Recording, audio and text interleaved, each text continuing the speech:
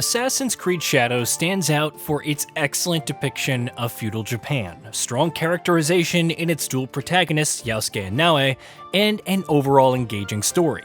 However, it's no secret that the incredibly lengthy title, taking anywhere between 30 and 100 hours depending on how much you want to do, has left a few plot threads dangling, even as it wrapped up its main story. Some of these plot threads, like the machinations of the Templars and even the fate of Naoe's mother, have now been expanded on thanks to the first major DLC for the game, Claws of Awaji.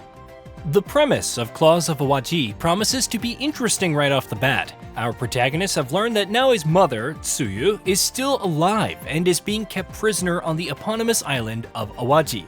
Both Naoe and Yasuke decide that it's up to them to bust her out, with Tsuyu seemingly having a pivotal role in the ultimate fate of Japan in the Shadow War against the Templars. The main antagonists this time around are the Sanzoku Ippa, complete with their own hierarchy of captains, generals, assassins, and a spy master, working under the primary villain for much of the DLC story, Yukari, who has her own grand designs for Awaji.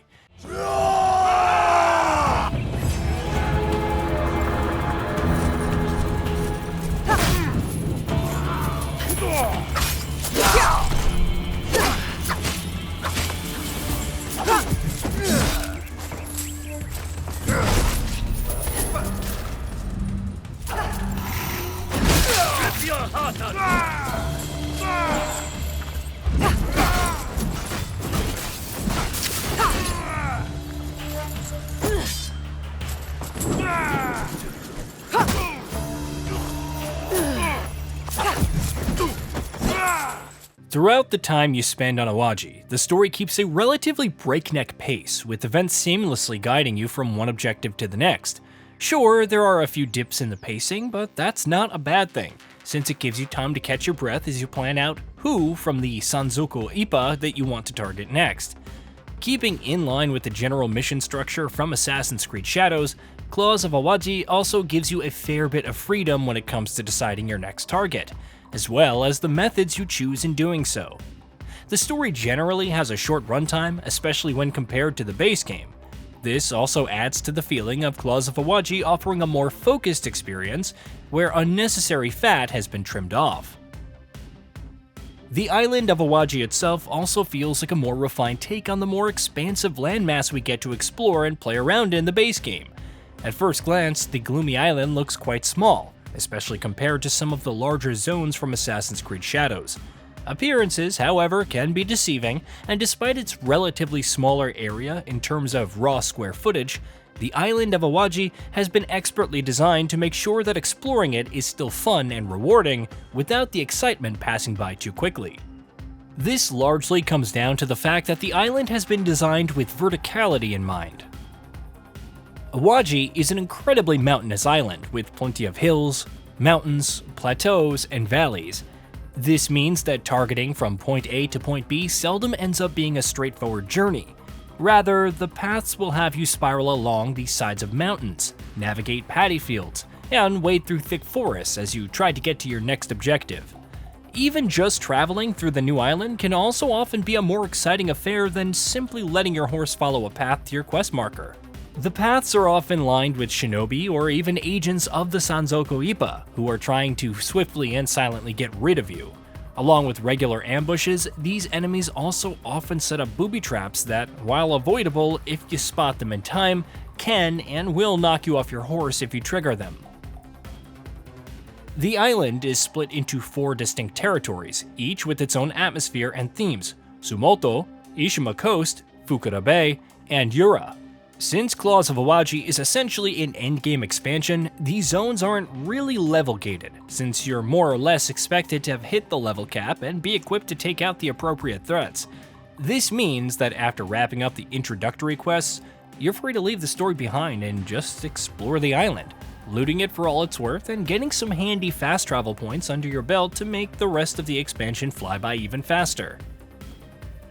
When it comes to the general atmosphere, Claws of Awaji does a great job of depicting a rather gloomy island that's under constant oppression by its leadership. Military bases, like massive castles, feel like they were designed with more Spartan uses in mind, rather than the more lavish setups that we've seen in the base game. Similarly, the roads also tend to have military checkpoints, with soldiers constantly harassing villagers. When it comes to brand new additions to the game, Claws of Awaji has one headlining new feature in the form of a new weapon type for Naoe, the bow staff. Rather than simply being a weapon like any other in the game, however, the bow staff has entirely new combat mechanics that players can learn through one of the earlier missions in the expansion. The bow staff is a versatile weapon, allowing Naoe to switch between attack types by entering 3 distinct stances: high, neutral, and low. As you might expect, each of these 3 stances has its own unique uses. High stance, for instance, focuses on dealing as much damage as possible with its forceful thrusts. Neutral, on the other hand, is useful for creating some distance between you and your opponent, since it causes enemies to get knocked back. Low stance focuses more on controlling the fight, since its attacks can trip enemies to the ground, opening them up to a devastating ground attack. Learning how to use the weapon as part of the expansion story also leads to an entirely new skill tree to level though. The skill tree adds more versatility to the weapon as a whole, since it also tends to expand on the weapon's capabilities thanks to moves like a flurry of quick hits, a grapple that can throw an enemy onto another, and several passive nodes that give the weapon the ability to better take down enemy posture and even their armor. Generally speaking, the bow staff feels like a great addition to Assassin's Creed Shadows as a new, versatile weapon that still manages to feel relatively balanced. You might not be replacing your simple katana with a bow staff, but you'll likely end up finding a use for it alongside your primary weapon of choice. Claws of Awaji also tends to experiment a bit with some of its mission design, with a notable one being a few large-scale battles that you take part in early in the expansion. These experiments aren't really expanded on over the course of the story, however, with the rest of it feeling quite similar to the base game and how it's designed and laid out. This also means that aside from the inclusion of a brand new weapon, not much has changed for the core gameplay of Assassin's Creed Shadows. Since its original release earlier this year, Assassin's Creed Shadows has seen several free updates that have brought them a host of improvements over time. These same improvements can also be seen on full display in Claws of Awaji, since the expansion runs quite well when it comes to striking a balance between visual fidelity and performance. Running the game on a PC powered by an AMD Ryzen 7 7800X3D CPU, 32GB of RAM, DDR6000 RAM, and an AMD Radeon RX 7800 XT GPU with 16GB of VRAM, I was able to max out Assassin's Creed Shadows and Claws of Awaji on the graphics side of things, while running at a resolution of 2560 by 1440. Keeping FSR 3 set to quality, I was able to get decent frame rates between 70 and 80 throughout my time with the DLC, with zero problems such as stuttering or poor visuals. Assassin's Creed Shadows Claws of Awaji is an interesting take on an expansion. The base game itself is incredibly long, which could in turn make returning to it a difficult proposition for those that may have already spent hundreds of hours with it. However, the fact that the DLC doesn't really expect you to spend any time grinding up levels or gear means that its pacing doesn't suffer from any padding. The story also feels incredibly focused and runs at a brisk pace with plenty of logical points where you can take a break.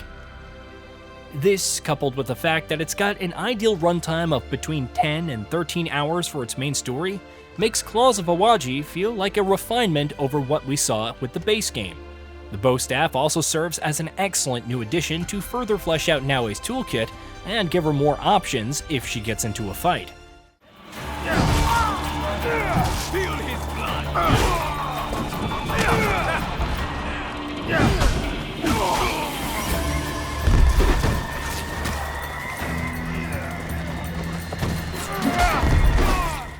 Serving as a refinement over a game that was already considered to be a return to form is reason enough for us to recommend Claws of Awaji wholeheartedly to anyone that might have enjoyed their time with Assassin's Creed Shadows.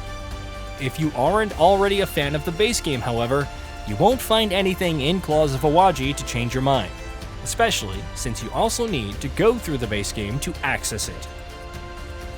Hey, did you know that we at GamingBolt upload new videos every day? Stick around, drop a like, subscribe, and hit that bell.